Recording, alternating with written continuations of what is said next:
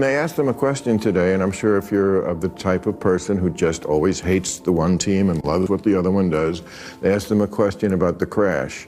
They said, will you visit the crash site? Now, every other politician would go, of course, it was a tragedy. And he went, it's the water. What do you want me to do, swim there? You know? And I was like, exactly, fuck right. You're exactly right. It's a stupid question, and you got just the answer you deserve. When they don't have anything to hold you with, nothing to make you think about what they have to say, they talk at you, not to you. Bill Maher has done it again, calling out the hosts of The View live on air for their latest round of woke hypocrisy. Known for his no-nonsense takes, Maher didn't mince words as he tore into the double standards pouring out from the panel. His commentary hit hard, cutting through the noise and exposing the contradictions for all to see. And yes, we got the receipts. Buckle up, this one's going to be a wild ride. But before we dive in, don't forget to hit that subscribe button for more unfiltered moments like this. Well, I had a different question, but it struck me that in the first segment you used the term woke, and you said that woke is what was sort of ruining everything. And I know that you're... No, I didn't say ruining everything. I said that's why Trump could get reelected. That's why Trump could get reelected. That's the woke playbook in a nutshell. Twist people's words, misrepresent their intent, and let the misinformation spread like wildfire. It's never been about honest debate. It's always been about controlling the narrative. They've done it to Trump for years, warping every quote and headline to fit their agenda, turning him into a cartoonish villain. It's second nature to them, almost instinctual. So when Bill Maher walked into their studio, they couldn't resist trying the same old trick. They attempted to twist his words, hoping to trap him in a classic gotcha moment. But Maher wasn't playing along. He fired back immediately, setting the record straight with laser-sharp precision before they could spin it any further. You could feel the tension shift. The discomfort was obvious, because when someone breaks from the hive mind, the woke crowd freezes. And Maher?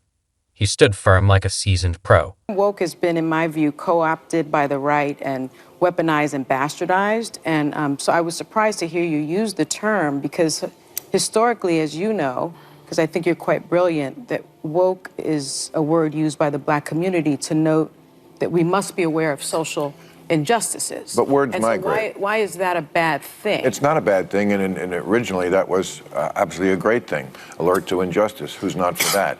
But words do migrate. Now, I'll use any term you want, okay, because maybe that is a word that's triggering, and so let's not use that word. I don't know, want to call it the super far left? Sunny Hostin came in swinging, clearly aiming to land a knockout blow by cornering Bill Maher as anti-woke. But from the moment she started speaking, it was clear this wasn't going to end well for her.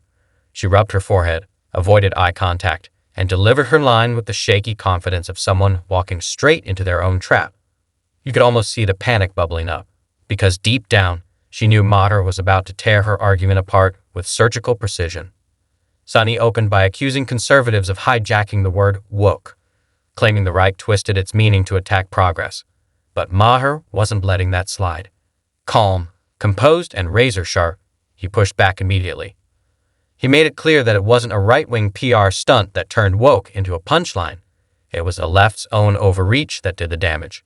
According to Maher, when progressives began obsessing over identity politics, canceling people for microaggressions, and policing every word out of someone's mouth, they handed their critics all the ammunition they needed. Maher didn't have to twist anything. He simply fired back with facts. Sensing they were losing control, the panel tried to regroup and called in their closer, Whoopi Goldberg. The tone shifted as she stepped in, channeling that classic "how dare you" energy. But it was too late.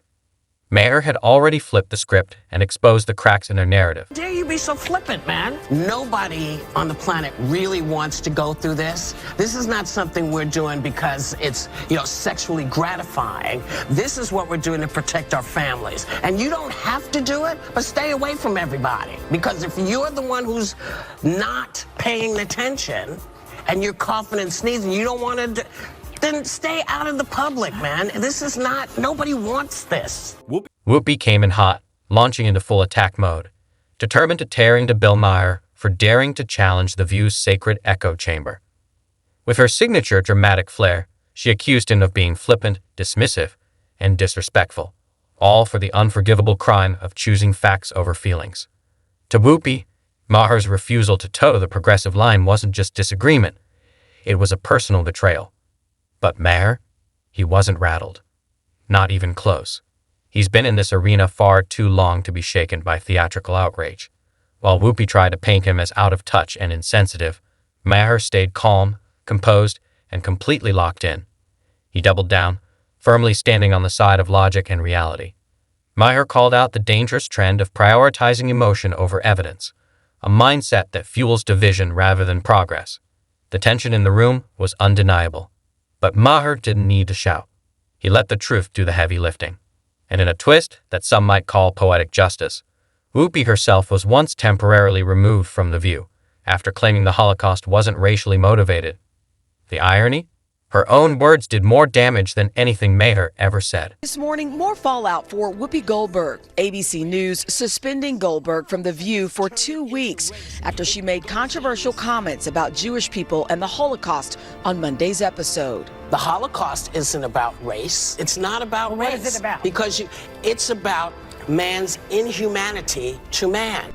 Whoopi's comments sparked instant backlash, igniting outrage across social media and mainstream outlets alike. Network executives moved quickly, handing her a 2-week suspension that sent shockwaves through daytime television.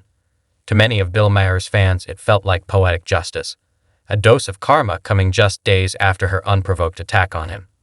The timing was almost too perfect to ignore, but even in what many saw as a clear-cut win, Maher chose the high road. Instead of gloating, he called for Whoopi's reinstatement, reminding the public that free speech shouldn't only matter when it's convenient. It was a bold, principled stance, and a powerful contrast to the cancel-happy culture The View often seems to embody. In an age of outrage mobs and digital takedowns, Maher stood firm, proving that real integrity isn't about scoring points. It's about defending the right to speak, even when you disagree. Stop saying that Whoopi Goldberg getting yanked from The View right after she attacked me on The View is karma. There's no such thing as karma, sorry. Sorry, but life is random. The only word to describe it when a big game hunter gets trampled by an elephant and then eaten by lions is hilarious.